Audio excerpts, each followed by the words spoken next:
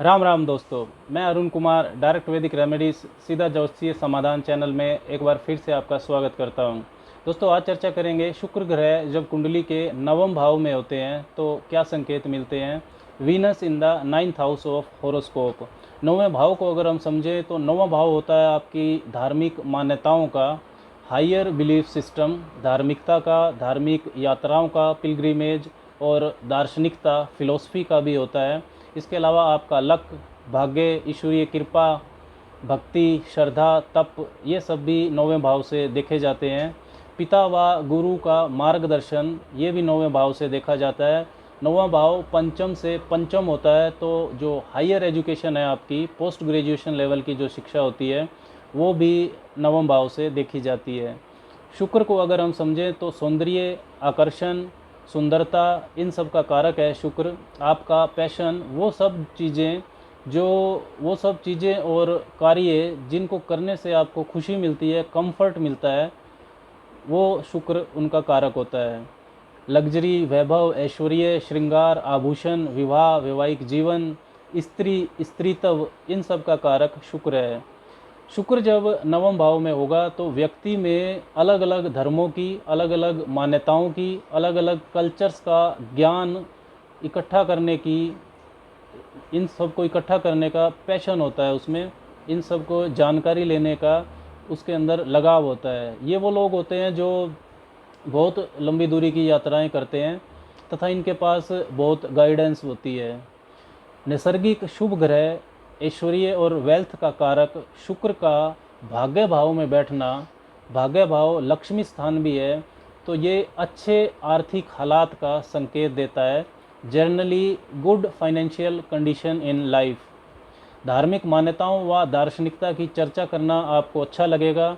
शुक्र क्योंकि राक्षसों के गुरु हैं तथा नवम भाव देवताओं के गुरु बृहस्पति का है, तो शुक्र जब नवम भाव में हो तो धार्मिक रीति रिवाज को आप चाहे माने या ना माने, लेकिन आपके अंदर कलात्मक तरीके से, आर्टिस्टिक वे में धार्मिक त्योहारों, रिलीजियस ओकेजन्स को मनाना, ये आपका पैशन हो सकता है।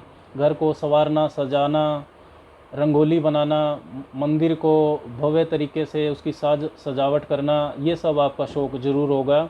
शुक्र जब नवम भाव में है तो पिता व गुरु का मार्गदर्शन अच्छा मिलता है। मार्गदर्शन समझ में कितना आएगा और आप उसको किस तरह से अप्लाई करेंगे जीवन में, ये शुक्र की राशि पर निर्भर करता है कि वो किस राशि में बैठा हुआ है। आपको जीवन साथी किसी लंबी यात्रा के दौरान या किसी धार्मिक जगह पर, किसी रिलीजियस फंक्शन में आप अपने जीवन साथी से पहली बार मिल सकते हैं। विवाह के बाद आपको भाग्य का साथ ज़्यादा मिले, भाग्य लक फैक्टर आपका बढ़ जाए, शादी के बाद आप ऐसा होना आपके साथ संभव है। दोस्तों, साधारणतया अगर आपका लगन सिंह है तो मेष राशि का शुक्र होगा नवम भाव में। आपका लगन कन्या है तो वृष राशि का होगा। आपका लगन तुला है तो मिथुन राशि का होगा। और यदि आपका लगन कुंभ है तो तुला राशि का शुक्र होगा नवम भाव में। आपका लगन वृष है तो मकर राशि का, मिथुन है तो कुंभ राशि का, और आपका लगन यदि कर्क है तो उच्च के शुक्र मीन राशि के नवम भाव में होंगे। तो ऐसा शुक्र इन लगनों में साधारणतः अपनी दशा अंतरदशा में बहुत शुभ फल देता है।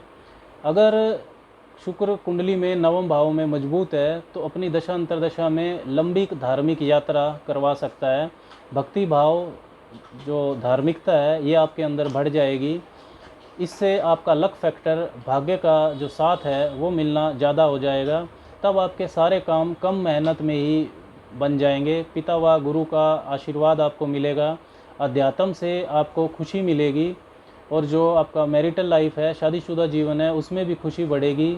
लग्जरी और कंफर्ट की जो चीज़ें हैं वो आसानी से मिल जाएंगी। अगर आप विद्यार्थी हैं तो भी आपका समय अच्छा रहेगा। Art, literature, designing, architecture, dancing, painting, drawing, music, इनमें आप उच्च शिक्षा प्राप्त कर सकते हैं। शुक्र की सातवीं दृष्टि तीसरे भाव पर जाएगी तो बहुत कम मेहनत में ही आपके काम बन जाएंगे और आपकी वाक्पटुता यानी कि कम्युनिकेशन में जो कलात्मकता है और दार्शनिकता है वो बढ़ जाएगी। कम्युनिकेशन स्किल्स में छोटे भाई बहन से संबंध भी अच्छे रहेंगे, उनका आपको सहयोग भी मिलेगा। इसके विपरीत यदि आपका लगन वृश्चिक है तो कर्क राशि का शुक्र होगा नवम भाव में, धनु है तो सिंह राशि का, मकर है तो कन्या राशि का शुक्र होगा, नीच का शुक्र होगा, और मीन लगन है तो वृश्चिक राशि का शुक्र होगा, मेष लगन है तो धनु राशि का शुक्र होगा नवम भाव में। तो ऐसा शुक्र साधारणतः अच्छे फल नहीं देता है, अपनी दशा अंतरदशा में खराब फल देता है।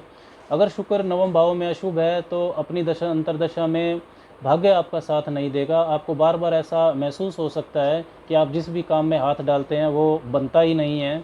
पिता का मार्गदर्शन आपके समझ में नहीं आएगा, पिता से दूरी भी बन सकती है, शारीरिक दूरी या वैचारिक दूरी। धार्मिक चीज़ों में आप स्वार्थवश शामिल हो सकते हैं। भक्ति भाव अध्यात्म में रुझान आपका कम हो जाएगा। लग्जरी और कंफर्ट की जो चीज़ें हैं उनको पाने के लिए बहुत संघर्ष करना पड़ेगा। वैवाहिक जीवन में भी तनाव हो सकता है और धार्मिक यात्राओं में भी रुकावटें आएंगी। उच्च शिक्षा प्राप्ति में भी आपको उलझनों का सामना करना पड़ेगा। छोटे भाई बहनों का सहयोग तब नहीं रहेगा और ज़्यादा मेहनत आप नहीं कर पाएंगे। दोस्तों, नवम भाव में शुक्र के होने पर ये जो फल मैंने आपको बताए हैं, इन फलों में नवम भाव और तीसरे भाव पर अन्य ग्रहों के प्रभाव से बदलाव होना संभव है। राम राम।